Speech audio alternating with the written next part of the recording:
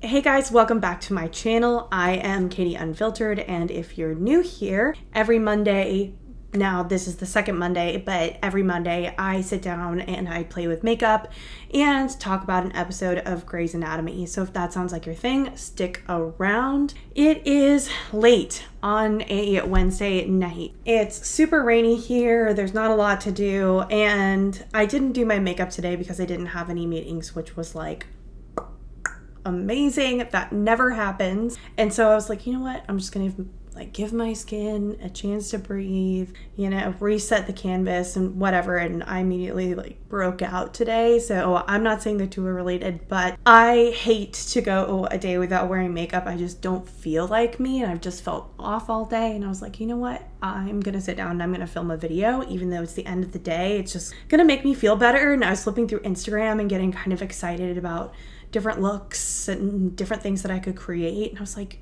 yeah, you know what? Just go do it. Even though you're going to wash it off in 2 hours, let's just do it. Let's sit down and play with makeup. And I wanted to just check in and see how you guys were doing. It's been super rainy here and the dogs are going absolutely insane.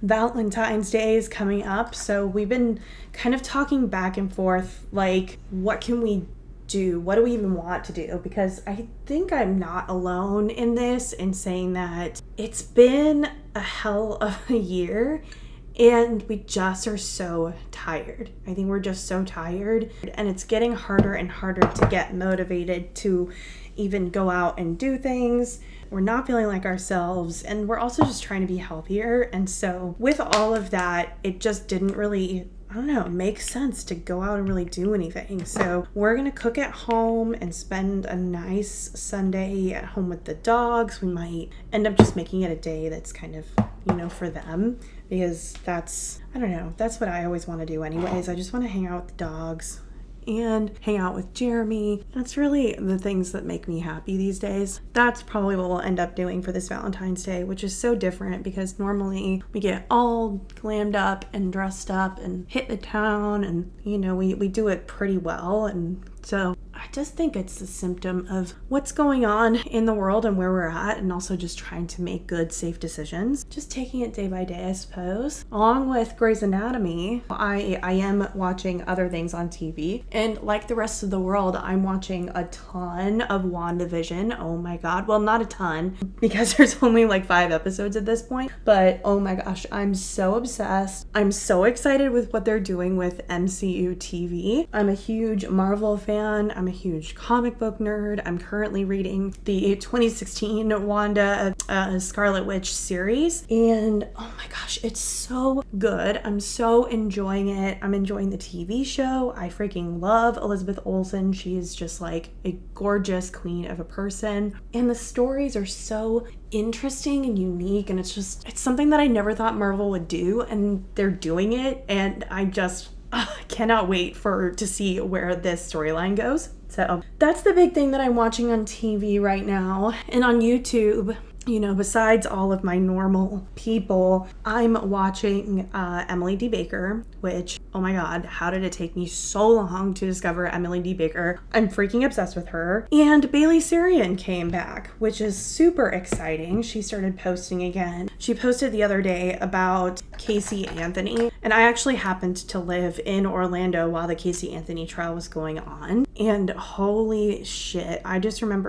being in the break room, working at Magic Kingdom Disney World at the time, and everyone just surrounding the TV waiting to hear what was going to happen in this case, and how shocked everyone was when she got off. It was absolutely insane, and it was cool to just be reminded of those memories and also hear Bailey Sarian tell the story. And even though it's been 11 years, probably 10 years. But anyway, if you haven't checked out Bailey Sarian, she's definitely an inspiration for what I'm doing right now in these videos. Doing a get ready with me and talking about a topic and telling stories, that's something that really inspired me, so I want to give her a shout out. And I'm playing with new products today, so if my makeup doesn't look the way that it normally does, or if it doesn't look good, don't blame me, blame the new product. I will be reviewing them in another video. Without any further ado, I think that we should just get into the episode. So today is episode 2 of season 1, and the episode title is The First Cut is the Deepest. They name all of their episodes after songs, by the way. I think it's all of them. At least in the beginning. I'm not sure if they're still doing it, but they did that a lot in the beginning, which I think is pretty cool. This episode is The First Cut is the Deepest, which, because they're all surgeons. Wordplay. We open the episode and everyone is arriving to work. And an episode of Grey's Anatomy always opens with, a voiceover of one of the characters. And usually it's always Meredith, because at this point, this is Meredith's story. So she's always doing this voiceover. And in the voiceover, she's talking about drawing lines in the sand and making sure people don't cross them. And she talks about not becoming familiar with her coworkers or making any friends. That's the whole theme. So I think we can expect in this episode that none of those things happen, since this is what we're opening with. This is a situation where the main character is obviously meant to be proven wrong, right? And this is a pretty common theme, honestly, with Meredith. Like, this is a big kind of growth opportunity for her. Kind of inaccessible as a character and as a person. She's not really warm and fuzzy. She doesn't like to let people in, and people have to fight their way in, and once they're in, they're friends for life, right? Like, she's the type that makes her friends her family. It's nice that the writers are at least establishing this as a character trait, flaw, I don't know, a piece of her character early on in the series. Christina rolls in on a motorcycle because of course she does, and we see George fumbling around in his car for something, just kind of reestablishing all of these different character traits. And Meredith is inside, and she has decided to post on the bulletin board that she is looking for 2 roommates. But she makes it clear to Izzy and George that she absolutely does not want them as roommates, even though they are literally begging. Meredith makes it clear to Izzy and George that she absolutely does not want roommates of people that she works with. She doesn't want friends living with her. She basically wants to live with total strangers, which, I get not wanting to live with your coworkers, although that's something that I did a lot when I was in my early 20s, and it was actually a lot of fun. But, I really wouldn't recommend it as a practice. So I kind of support her in that. But I'm sorry, you want to live with strangers? Strangers? Like strangers. You want to live with strangers. I just feel like someone just needs to think about their own personal safety a little bit more, I guess. I don't know. Maybe that's just me. This is also coming from someone that moved in with people that she met online in LA without ever having met them in person before or even having seen the house. So, I don't really have any ground to stand on. But that is, it goes back to this line in the sand, right? Meredith is drawing her line in the sand. Good job, writers. We're sticking to our theme. We're sticking to it. So after everybody changes into their scrubs, they meet up with Bailey. And Meredith has brought Bailey a mocha latte, which is not a bribe, or so she says. I'm stuttering a ton today. So she says it's not a bribe, but she hands Bailey the latte and immediately is like, I want a surgery. Please, ma'am, give me a surgery. I am ready. And Bailey's like, absolutely fucking not. You are not ready. Give me that mocha latte. Get out of my face. So Meredith is sent away, and, she's kind of like licking her wounds, and she runs into Derek, our head of hair, of course, waiting for the elevator. And to those of you who are new to Grey's Anatomy, beware of elevators. Just beware. Whenever there's an elevator involved, some shit is about to happen. So they both get in the elevator together alone, and the sexual tension is palpable. Dude, you could cut it with a knife. Derek is telling Mare that he has a thing for ferry boats. Somehow Patrick Dempsey manages to make ferry boats sound like foreplay, which, get this man his Emmy. Seriously. He made boats sound sexual. I'm on a boat. Ooh. I guess boats can be sexual. I'm on a boat. Yeah, I'm on a boat. And Mare seems to have read the employee handbook enough to accuse Derek of sexual harassment when he tries to ask her out in the elevator. But she calls him teacher a lot. You're my teacher. No, I can't date you. You're my teacher. And she says it enough, and she says it in a way that makes me think that she's definitely heard the Van Halen song one too many times. And instead of it sounding like, no, I can't, you're my teacher, it sounded like, no, you can't, you're my teacher. And just like that, of course, they're both just making out. Have her teacher pushed up against the walls, files everywhere, thrown on the floor for 3 whole floors. So I guess we can just burn the handbook now at this point. The elevator doors open and Meredith is like scrambling on the floor to pick up all of her files. Like, oh no, how did I drop these? What happened? I don't know. And immediately she gets pulled into a case. It's a woman named Allison, and she's bloodied and bruised and battered and non-responsive. And she's clearly the victim of she's just unconscious and she's just been beaten to a pulp. She didn't go down without a fight because they immediately take her to surgery. And what do they pull out of her mouth? A penis. Yeah. She bit it off. She bit it off. Talk about taking a bite out of crime, am I right? After the surgery, after they kind of try to get this woman fixed up, get her at least to a place where she can start to recover, they work on her for a really long time and they get her to a place where, she can go to the ICU, but she's still non-responsive. She still hasn't woken up. She's completely under and no one is really sure what's going to happen to her. So after the surgery, Derek and Burke are scrubbing out. So they're washing off all the surgery. And Burke asks Derek how he ended up in Seattle from New York. They're getting to know each other. Derek's the new guy in town. And Derek says that the chief invited him, which Burke was like, what? That totally gets under his skin. He doesn't understand why the chief would have done that. But, use your head, Burke. Like, you're a heart surgeon and Derek does brain shit. Like, you do different things. So I don't know why this is threatening to you at this moment, but I bet we find out. Meanwhile, let's check in with the other interns. What are they up to in our B storylines for this episode? George is assigned to the Cote team, which means that he runs around with a team who tried to save people that are coding. I feel like I just did that thing where someone uses the word to describe the definition of the word. To me, this means there's a machine that makes like a heartbeat sound and it's like beep, beep, beep with the person's heartbeat. And when they're coding, it makes that machine go beep. And there's like a flat line. There's no heartbeat. And this team's job is to make the machine, do the heartbeat thing again. Like beep, beep, beep. And they like shock the person. And, they almost always say like 10 of epi or whatever that is. Like an epinephrine, maybe?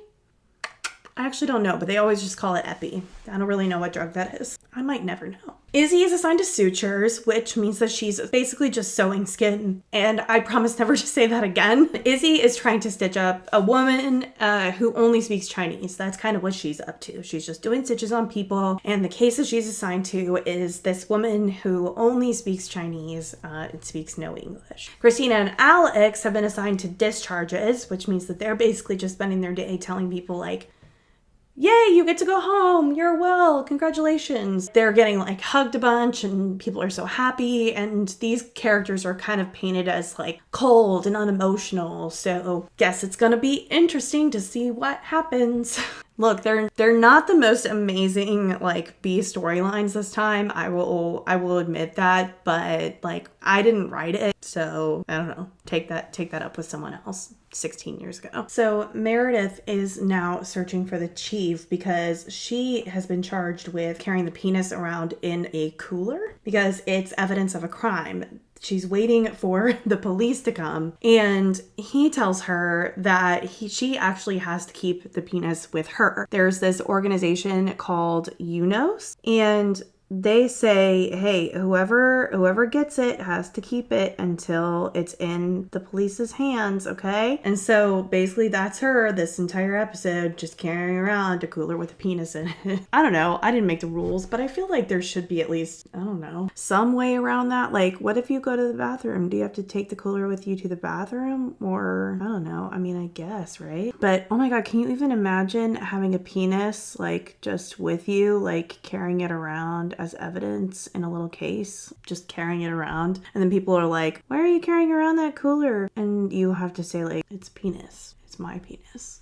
So while Meredith is carrying around her penis, she talks to George and she expresses like how upset she is about this patient. She's all alone. She doesn't have anyone. She's new to this city. And it turns out that she actually was wearing the same shoes that Meredith was wearing that day. And I think it's just tapping into this thing that Meredith is experiencing, which is that, you know, she's really alone. Her mom has Alzheimer's. Her mom doesn't even recognize her. She doesn't have her father. She doesn't have any siblings. And she's just really alone. And I think that she's realizing like in this patient, in this woman, how alone she is and how she doesn't really like have a family and she doesn't have people. So she's just feeling really off and she's feeling really lonely. And so George wants to, obviously, he wants to cheer her up. So he offers her drugs.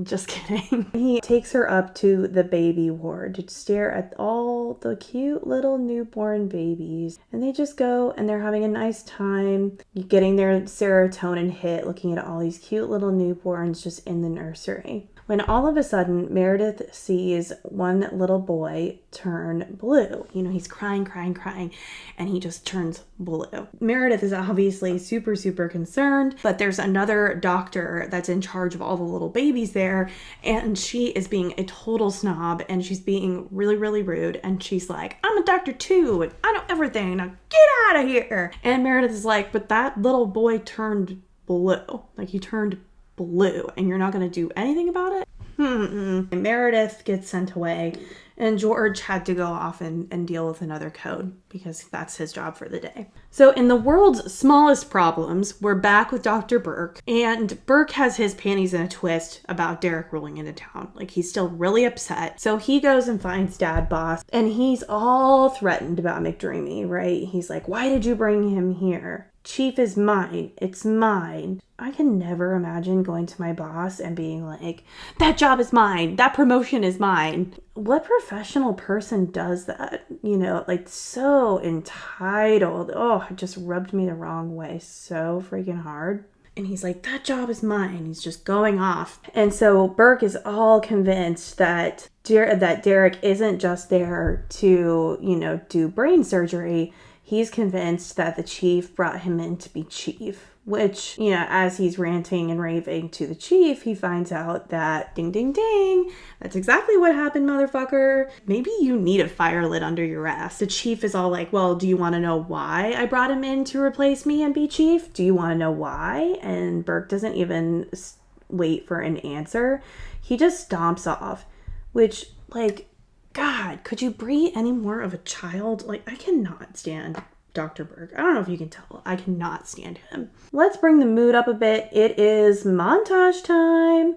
If there's one thing that Grey's Anatomy does really, really well, it's a good montage. So here's where we get our update about what's going on with all the other interns. Alex and Christina have decided to make their days a little bit more interesting, and they have a bet seeing who can discharge the most patients the fastest. So you basically just see this montage of them like shrugging off the hugs and diving away from people's families. And I guess that's a storyline. Like, I don't really know. I guess it's funny.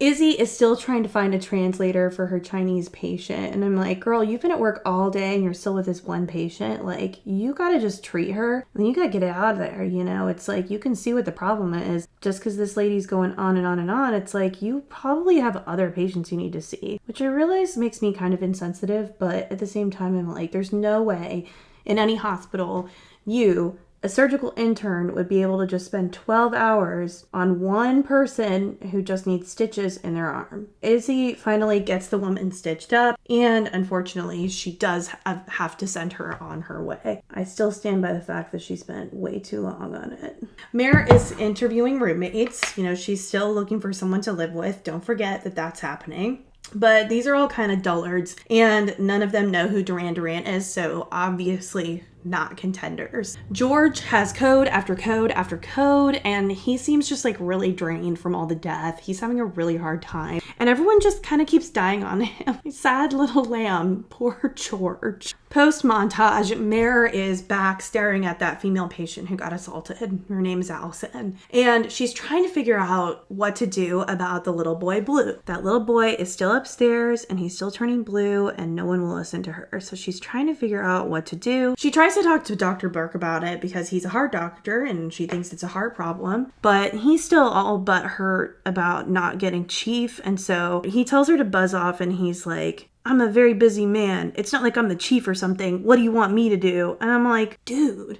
there's a baby turning blue. There's a baby turning blue. And you're just going to be pissy because you didn't get this promotion that you wanted? Like, I get it. That sucks. And you found out in a really shitty way. But like, a baby is turning blue. Priorities, my guy. Seriously. Like, I cannot stress how much I dislike this character. Getting so riled up kind of ruined my eyeliner here. It's gonna be fine. So Meredith, having been told to just basically like fuck off by Dr. Burke, she goes and sits in the lobby of the hospital, still just like has the penis with her. And while she's watching it, Christina walks up and Meredith talks to her and confesses to kissing Derek in the elevator. She tells Christina that she's having a bad day and that's her excuse for, you know, her bad behavior. And Christina's like, this is what you do on your bad days. You go and make out with Dr. McDreamy, which, ladies, it's here. It's finally here. The name that launched 1,000 Tumblr pages is here. Dr. McDreamy has been officially born. And I get Christina's point. Like, you have a bad day and you just go make out with inappropriate men at work. Like, get your shit together, girl. Like, seriously, you just can't be going and doing that. This is a TV show, though, so have at it, I suppose. As they talk, you know, and they're chit-chatting about Dr. McDreamy, someone outside is driving super, super crazy, really erratically. They pull up to the side of the road, and a man stumbles out of his car, and he is bleeding in his bathing suit area. Kids, I think we found our rapist. He collapses and they rush him to surgery, where we learn that they cannot actually reattach the penis because of the type of tissue that it is. You just can't reattach it when it's not a clean cut. If it's just been ripped off or bitten off, they actually can't do, you know, a lot about it. And everyone's like, oh, so sad. The guy will probably have to pee into a bag and won't be able to ever have sex again. Okay, like that seems pretty fair, right? Like you nearly kill a woman trying to assault her and that, you know, you're still alive and that's the cost. Like that seems honestly like a pretty fair trade-off to me. Meanwhile, Dr. Burke is still like a freaking dog with a bone about this like whole chief thing. He tracks down Dad Boss again to talk about it. He finally asks Richard why, and Richard is like, you're lazy and you're entitled and you're rude and you don't go above and beyond. Which, like, hello, he literally just refused to help a blue little boy. There's a blue baby and this guy refused to help it. I will never forgive him. Like, what a D-bag, seriously. And it's totally accurate if anyone is asking me. I feel like Burke is the most punchable character on this show. And like, I'm not just saying that because of Isaiah Washington's beef with TR Knight, which we will get into, I promise. But like, Burke is just kind of the worst. And the more I rewatch the show, the more I just feel like he doesn't have any redeemable qualities. Okay, I'll get back to it. I promise we're going to have plenty of opportunities for me to rant and rave about how much I hate Dr. Burke.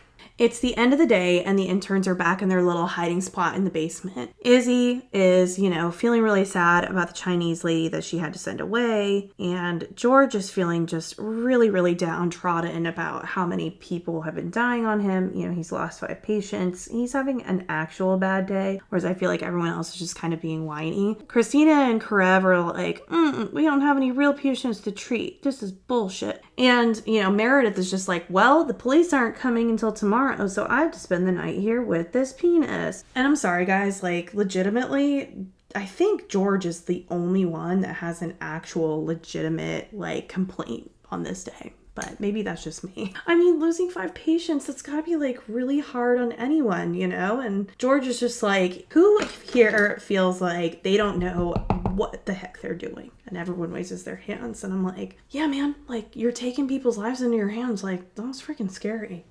You know? Meredith, as we know, is spending the night in the hospital with the penis. And in her boredom, she decides to take the penis up and go see the babies again. You know, she can't get this baby out of her head, which, hello, it was blue. Makes sense. She finds the parents. They're looking in the nursery window and they're admiring their baby. They're also happy. And she's like, hey, guys, I think something's like actually wrong with your baby. You see how it turns blue every now and then? Yeah, that's not normal. You should get it checked out. And that other baby doctor shows up and is like, what are you doing here? Get out of here. This is your career on the line. And at that very moment shows up none other than Mr. Punchable himself, Dr. Burke. And he's finally decided to step up and help now that his career is on the line. So I guess that's thoughtful. I don't know. Like, he's apparently seeing the error of his ways. He's like, you know what? Maybe I should go see that little blue boy. Maybe that will get me the promotion. Right? So they do a ton of tests, and it turns out, of course, that Meredith is absolutely right, and she's been right the whole time. The baby has a super serious heart thingy that only Dr. Burke would know how to fix. The parents are super, super grateful that, you know, mean baby doctor is all, you know, checked. And Mare has once again saved the day by breaking all the rules without any consequences yet again. I think this is where we're supposed to learn something about like standing up for yourself and drawing that line in the sand that she was talking about. Back down in the ER, Izzy sees the Chinese lady again. She's back. She came back. And this time the Chinese lady gestures for Izzy to follow her outside, make sure that Izzy follows her. And of course it's like pouring rain. It's super dramatic and Izzy has no idea what's going on. The lady leads her behind a dumpster where she shows her daughter. It's this young woman, and she's bleeding a ton out of her head. She's just got like really, really critical injuries. And it turns out that the woman is an illegal immigrant, which is why she didn't go to the hospital. Like, this is what the Chinese lady has been trying to tell her this entire time. So Izzy, of course, is like, hey, come inside. Like, I'll treat you there. And both the women freak out, say, no, you have to treat us here. You know, she's illegal. Izzy ends up doing it. She says, yeah, okay, I'll help you. She gives them instructions to come back in 5 days. And you know what? I'm sorry, but am I the only one that cares about all of the rule breaking here? Am I the only one? Is this gonna be super annoying for me to bring up like all the time? Because like, I get it. It makes me sound like kind of a jerk to be like, follow the rules when people's lives are on the line. But at the same time, like, the rules exist for a reason, and there's so much rule breaking on the show. Like, no one seems to care at all about some of this stuff, and it makes me literally insane. Like, is this what all hospitals are like and I just don't know it? Is that the case? All right.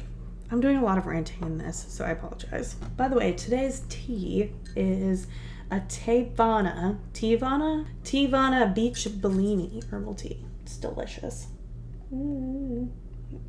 Oh, it's just like drinking a Bellini on the beach. So back inside the hospital, our dear friend Dr. Burke is just still moping around. You know, he's gotten his shit kicked in by his boss. He's having a bad day. He's finding out he's not getting promotions, all that. Like, I do have some sort of empathy for it. But he goes looking for validation in all the wrong places. He comes across Dr. Bailey, and he's like, Dr. Bailey, am I too cocky? And she's like, you're my boss. I am not comfortable having this conversation. And he's like, no, it's okay. For 30 seconds, you can say whatever you want to me. And Dr. Bailey is like, and Dr. Bailey like rips into him, and she's like, you are the worst. You have a God complex. You have all sorts of ego issues, and you don't help anybody, and you're the worst, and no one likes working with you. And honestly, Dr. Bailey is probably the only person that likes him less than me at this point, and you know what? Good for her. It's probably just another reason that she's my favorite. So George is down in the dumps, as we discussed. You know, he's lost 5 patients, he's having a really hard day, and he seeks comfort with Christina, which I don't know why. Like, I mean, Christina is absolutely the last person that I would ever seek any sort of comfort from, but that's just me. And Christina goes, hey, you lose 95% of patients that code. And George is all like, what? Why didn't anyone tell me? I thought it was going to be a great day of saving lives. And Christina is like, I didn't tell you because you're George and I'm Christina. And I'm like, that's not a reason. That's not a reason. This is episode 2. We don't know you guys yet. and we're gonna need a little bit more. So thankfully there's like 16 seasons of reasons why that makes sense, but I'm just calling it out. It's poor writing. Checking back in on our assault victim, we see Meredith come and find Derek. She's checking in on her as well, and Derek has been with her all night. Derek tells Meredith, like, oh, I just didn't want her to be alone. I have 4 sisters, and it just really breaks my heart that she doesn't have anyone to be here with her. And then we get an awkward segue into talking about the elevator kiss. And Derek makes a joke to Meredith that if she's going to continue to assault him in the elevator, that he's going to need breath mints. And I'm like, that was a weird segue, my guy. To break the awkwardness of that transition, Allison codes. That's right, we learned what coding was. Allison codes out of the blue, and Derek has to open up her skull flap and leave it open until the swelling in her brain goes down. Which, talk about a roller coaster of a scene. You're talking about how you don't want her to be alone, and then you're talking about kissing in the elevator, and then she almost died. So it's like, it's a lot for like a 30-second scene. So as Derek is walking away from Allison, he's just fixed her brain, opened up her skull, and just left it open over there. Our dear old buddy, Dr. Burke, finds him yet again, and Jesus, this guy is everywhere. This guy's just popping up like a daisy out of the snow. You can't get rid of him. He's just everywhere, making everything about him the entire time. Seriously, I cannot stress how much I dislike this character. Burke lets Derek know that Dr. Weber has actually offered chief to the both of them, and they both kind of just stand there sizing each other up. I don't know. This is like the storyline I care about the least. I don't know if it's obvious. Speaking of dad boss, he finally tracks down Meredith, and he has the police with him. He says, hey, you can finally get rid of the penis. You can give it to the police. And Meredith is like, hooray, because it's been super weird the whole time to just be carrying around this penis. But thanks, Dad. Now she's finally free to go and join her first ever surgery with little boy Blue. Dr. Burke has asked her to scrub in, and she gets to hold a clamp in the surgery, which is like her first time ever actually being involved and being like in a surgery, which is pretty dang cool. So after the surgery, all the interns are back up looking at the babies again and just looking at how adorable they are. And Meredith gets all soft and gushy and tells Izzy and George that they can move in and be her roommates. To which I'm like, how's that line in the sand doing for you, girl? Apparently it's non-existent now because we've officially reached the end of the episode and Meredith is doing her voiceover closing. And I guess what we were supposed to learn this entire time was something about the power of friendship. I was just like, okay, well, that kind of came out of nowhere, but okay. Oh, and I forgot to tell you, Allison, at the very end of the episode, she opens her eyes and Derek says, hey, welcome back. You're amazing. You're a survivor. I think we find out more about that character in future episodes. I honestly can't remember. To close out the medical story of the week, yes, she wakes up, she lives, and she's saved. So all in all, a fairly good episode. I think we've advanced the relationship between Meredith and Derek a little bit. We've started to work on the friendships a little more. We'll definitely get more of the interns' storylines in future episodes. The other interns were kind of sidelined for this episode. All in all, this was a really good episode, and it was a good reminder as to why I just really hate Dr. Burke for so many reasons. The guy is just the worst, and it only gets worse from here, to be honest, so get ready for that. I had a lot of fun making this video. I'm actually really enjoying this look. I'm really loving this lip. I used to wear a hot pink lip like every single day when I was 22, 23. I decided that this was going to be my color, and I wore it literally every single day for probably a year and a half, and I'm kind of digging it. I might bring it back. I think it's looking really fun. The graphic liner didn't turn out quite as I'd hoped, but you know what? We are where we are. And I had so much fun making this video. I hope you enjoyed this story. If you liked this video and you want to see more of these stories, please make sure that you subscribe down below and ring that bell so that you can be notified anytime I upload a brand new video. I do try to upload videos every Monday and Friday. They usually go live at 2 p.m. Eastern. We are 92 subscribers strong, so thank you everyone who has already subscribed and to everyone who is watching this series. It means a lot to me. If this series isn't your thing, I do totally different videos every Friday, so feel free to to check in on those. But just want to say thank you guys so much for watching. If you haven't yet, please hit that like button and share it with your friends. Share it with anyone else who likes Grey's Anatomy, because I'm always looking for new people to talk to about this show and share interest. Thank you guys so much for watching. I hope you guys have an amazing day, and I will see you in the next one. Bye!